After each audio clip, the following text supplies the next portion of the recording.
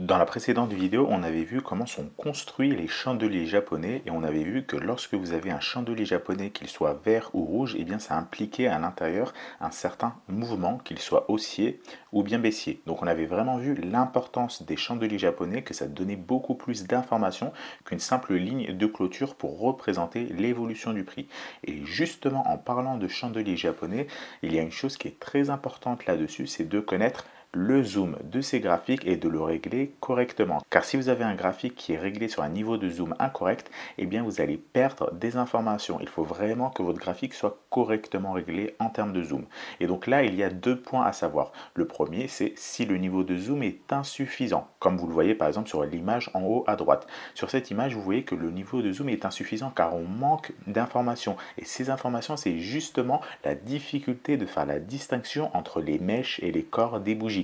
Souvenez-vous, dans la précédente vidéo, on avait vu à quel point il était important de connaître le corps et les mèches des bougies. Car une bougie japonaise qui a un grand corps ou bien petit corps, ou bien de longues mèches ou pas du tout de mèches, ça ne veut absolument pas dire la même chose.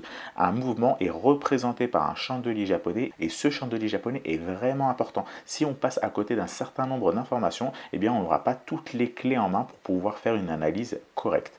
Donc par conséquent, vous allez perdre en information car connaître la forme d'une bougie et la taille de son corps et de ses mèches, c'est vraiment quelque chose d'important. Si votre niveau de zoom est insuffisant, eh bien vous n'allez pas être capable de distinguer les mèches et les corps des bougies et donc vous n'allez pas pouvoir exploiter ces informations. Donc je vous laisse vous référer au chapitre pattern en chandelier gagnant pour connaître quels sont les chandeliers japonais qui sont gagnants et ceux justement à éviter. Mais dans cette vidéo, on va surtout insister sur le niveau des zooms de ces graphiques. Je vais basculer sur la plateforme d'analyse qu'on avait vue dans la précédente vidéo. Il s'agit de la plateforme TradingView. Et là, donc, vous voyez, à partir de maintenant, on va tout le temps représenter le prix par des chandeliers japonais. Toutes les autres représentations, on ne va plus les prendre en compte. Souvenez-vous, je vous avais dit qu'il vaut mieux en connaître une seule que d'essayer de toutes les connaître approximativement. Donc, jusqu'à la fin de nos vidéos, on va rester sur les chandeliers japonais. Et là, vous voyez que le niveau de zoom de ce graphique est vraiment horrible. Il est très insuffisant. Le graphique n'est pas suffisamment zoomé parce que vous n'arrivez pas à distinguer le corps des mèches, des bougies. D'accord? Par exemple, si vous prenez cette bougie-là, eh bien, vous ne voyez pas suffisamment l'amplitude de ces mèches. Même ici, vous ne voyez même pas si elle a des mèches ou pas. Si je prends par exemple cette bougie, c'est pareil. Donc, il faut zoomer votre graphique. Vous voyez, vous pouvez le zoomer et à partir de ce moment-là, vous voyez que vous arrivez à distinguer un petit peu les mèches et les corps des bougies. Par exemple, sur cette bougie-là, on voit qu'il y a une petite mèche inférieure et un très long corps et pas de mèche supérieure. Donc, vous pouvez encore zoomer votre graphique. Mais alors, jusqu'à quand vous pouvez zoomer votre graphique? Est-ce qu'il faut le zoomer jusqu'à être complètement proche du prix comme ça? Eh bien, absolument pas. Donc, on va repasser sur le cours. Et si vous avez un niveau de zoom qui est trop élevé, comme vous le voyez sur l'image en bas à droite, eh bien, vous n'allez pas prendre assez de recul sur le mouvement. Et par conséquent, vous allez aussi, cette fois-ci, perdre en information, car il faut prendre assez de recul pour connaître la figure graphique dans laquelle évolue le prix. Donc, des figures graphiques, il y en a plusieurs. Je vous laisse, pareil, cette fois-ci, vous référer au chapitre figures graphiques gagnantes, où nous allons voir donc les différentes figures graphiques qu'il faut repérer sur le prix et ce, à éviter. Et donc, pour connaître ces figures graphiques, il faut prendre assez de recul sur le prix. Pourquoi? Parce qu'une figure graphique, pour qu'elle soit formée, il faut suffisamment de chandeliers japonais. Et si vous êtes trop zoomé, comme sur l'image en bas à droite, encore une fois, vous ne voyez que deux chandeliers, donc vous n'allez pas prendre assez de recul. Regardez ici, je vais repartir sur le graphique. Si je suis zoomé, par exemple, comme ça, eh bien ici, je ne sais pas dans quel mouvement évolue le prix. Est-il en tendance haussière? Est-il en tendance baissière? Est-il en tendance neutre? Eh bien, je ne vois pas suffisamment d'informations et je ne peux même pas tracer mes figures graphiques, mes droites de tendance. Donc tout ça, c'est ce qu'on va voir dans les prochaines vidéos.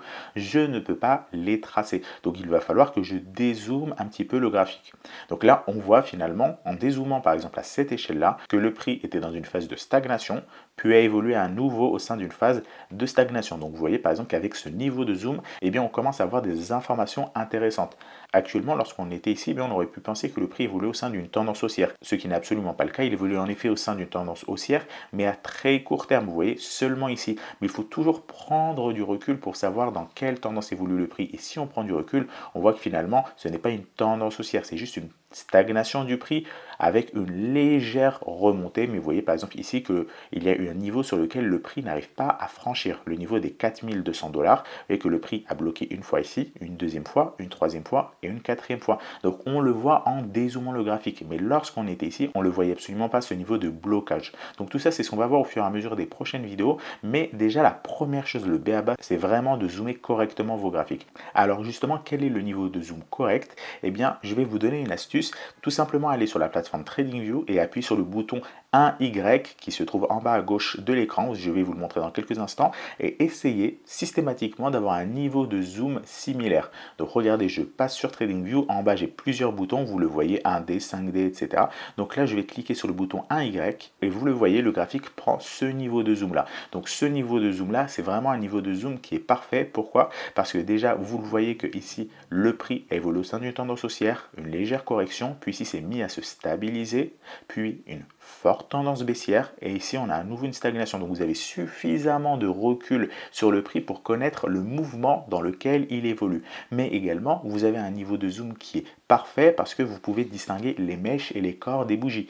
Par exemple ici sur cette bougie là, eh bien, on voit une très grande mèche supérieure et un corps avec une très petite mèche inférieure. Par exemple, sur cette bougie-là, eh bien, on voit qu'elle n'a absolument aucune mèche. Donc, on arrive vraiment à distinguer. Alors que si je dézoome le graphique, vous voyez, c'est vraiment difficile de faire la distinction. Donc, le niveau de zoom idéal, c'est celui qui apparaît lorsque vous cliquez sur le bouton 1Y.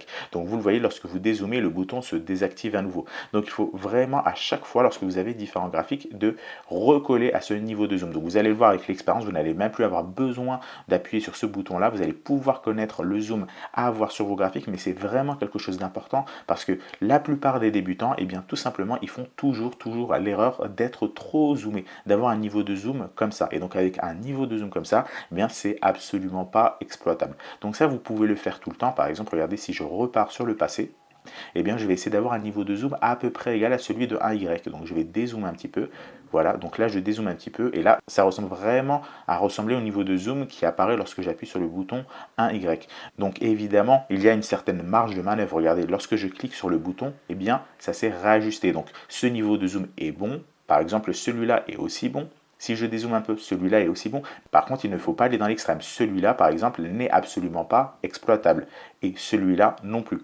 Donc j'espère que vous avez pu voir la différence entre les différents niveaux de zoom. Donc voilà, c'est vraiment important. Prenez l'habitude dès maintenant, lorsque vous ouvrez un graphique, de toujours vous mettre dans le bon niveau de zoom. Une fois que vous vous êtes mis sur le bon niveau de zoom, eh bien seulement à partir de ce moment-là, vous pouvez faire vos tracés. Alors pourquoi le niveau de zoom est important? C'est parce que un bon niveau de zoom, c'est ce qu'utilisent les traders professionnels. Et donc si vous ne voyez pas les mêmes graphiques qu'eux, eh bien vous n'allez pas pouvoir aller dans le même sens qu'eux. Regardez par exemple, un trader professionnel n'a jamais un niveau de zoom comme ça. Et donc par exemple, lorsque vous voyez ce mouvement de prix, vous allez vouloir acheter, alors que peut-être le trader professionnel, en dézoomant son graphique, a repéré ici le niveau de blocage et donc va plutôt vouloir vendre au lieu d'acheter. Donc c'est vraiment quelque chose d'important. Alors un autre point, c'est comment situer votre graphique par rapport à l'espace disponible. Donc vous voyez par exemple, votre graphique, vous pouvez le mettre comme ça ou vous pouvez le mettre comme ça. Vous voyez qu'il ne remplit pas la même surface. Ici, par exemple, vous voyez que l'espace vide, eh bien, il est très petit, alors qu'ici, l'espace vide, il est énorme.